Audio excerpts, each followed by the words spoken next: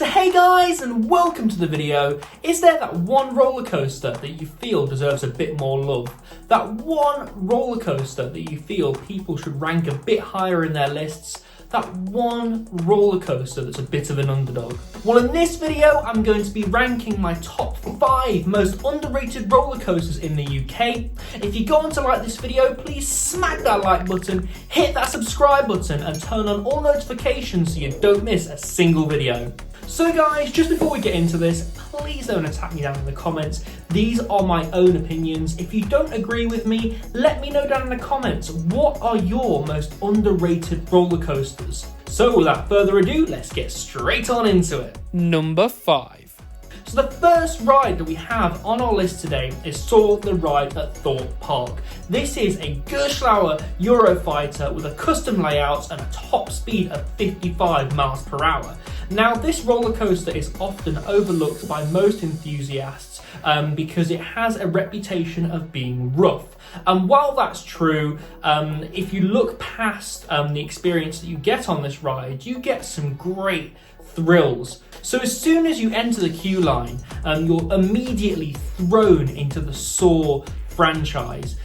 You can see the Soar traps to your left and to your right in the queue line, and as you walk into the station building, you can see many different references to the films. So I feel like the Soar franchise was a great road to go down with this particular roller coaster. I feel like this roller coaster is themed absolutely superbly, and to this day looks fantastic.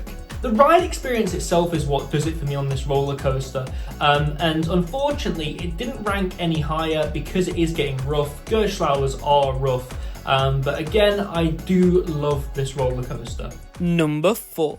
So at number 4, we have Dragon's Fury at Chessington World of Adventures. This is a Mara spinning coaster with a top speed of 47 miles per hour.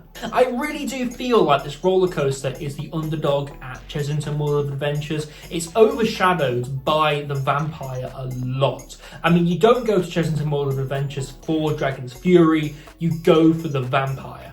I feel like too many people overlook this roller coaster and don't rank it as high as they should.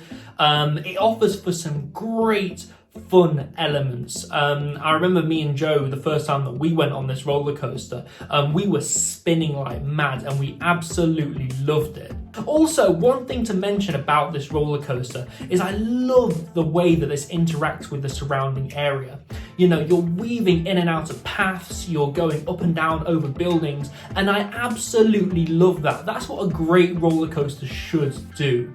The fact that this is a spinning coaster, again, helps the situation, but also, I'm not gonna lie, I absolutely love the way that this roller coaster looks. I've got a thing for good looking roller coasters, and I do feel like this is one of them. As the shrubbery has grown around the roller coaster, it's grown so nicely, and I feel like some of the surrounding trees do interact with the roller coaster really nicely. I do feel like this roller coaster is overlooked a bit too much, sometimes unfairly, so that's why it's on this list. Number 3.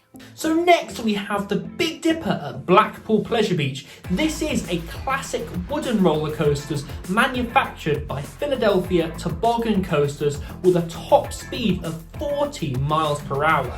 Now, this is the UK's second oldest roller coaster. It's nearly 100 years old, and it still offers an exhilarating and thrilling experience. I love the interaction this has with other rides at Blackpool Pleasure Beach. As you're going around the circuit, you interact with the big one, you interact with Steeplechase, and you now interact with Icon. I feel like people don't like the Big Dipper as much as I do because of the ride experience itself. Like the Grand National, it is rough. Again, you've got to understand that this is a classic roller coaster, like I just said, nearly 100 years old. And I really do appreciate it for what it is. And that's why I feel like it's underrated. So I just feel like the Big Dipper deserves a bit more love, and that's why it's on this list. Number 2. So next we have 13 at Alton Towers. This is an Intamin multi-dimension coaster with a top speed of 41 miles per hour. Now, I really feel like people don't talk about this roller coaster enough because when it opened, it was poorly marketed. It was a complete marketing mess. It was touted as being the world's scariest roller coaster. You would need to sign a waiver before you went on the roller coaster just in case it had any lasting psychological effects. It was just bigged up way too much. So because of the marketing, I feel like people's expectations for 13 are up here when really, they should be down here. It's a great family experience and still ranks in my top 5 Alton Towers roller coasters. I feel like the theming on this roller coaster is great and it really interacts with the forest behind it well. Also, can we talk for a second about how tall the drop is on this roller coaster?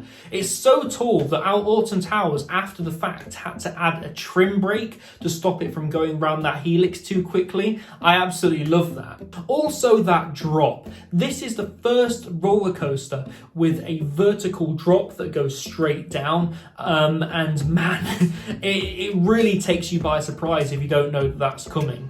Again, 13 ranks in my top 5 roller coasters at Alton Towers, and it's sad that people don't talk about this one as much as they probably should, and that's why it makes my list. So I have some honourable mentions for this list. The first one is Nemesis Inferno at Thorpe Park.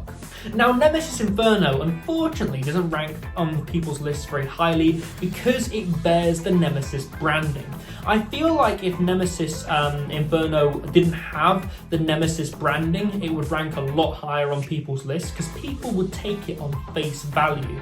Whereas at the moment, people think that if they're going on it for the first time and they've been on Nemesis before, it's going to be another Nemesis. It's not another Nemesis. People should take this roller coaster on face value when riding it for the first time. I just feel like it has some great interaction with the surrounding area. It hugs the terrain, and it has some great elements in the right places. But again, it doesn't rank higher because, it holds a Nemesis name, and that is a huge shame. So the second honourable mention I have is the Smiler at Alton Towers.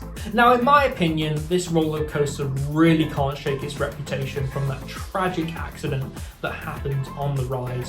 I feel like if people looked past that, people would rank this a lot higher. Though, don't get me wrong, there still are people that rank this as their top coaster. But I'm talking for the people who don't know very much about roller coasters. They automatically look at the Smiler and think of that tragic accident, and that's such a shame. Number 1. So in my number 1 spot, we have the Jubilee Odyssey at Fantasy Island. This is a Vekoma SLC with a top speed of 62 miles per hour and a height of 167 feet. Now, I mentioned this roller coaster's height because it is a beast. It's so tall. It's 30 feet off being an inverted hyper. Ever since I was a kid, I've loved riding this roller coaster. It offers some great speed and some great thrills, and I just really feel like it doesn't get talked about enough. Now, it is an SLC, so it is getting rough, and it'll probably need a retrack at some stage, but man, I absolutely love this roller coaster.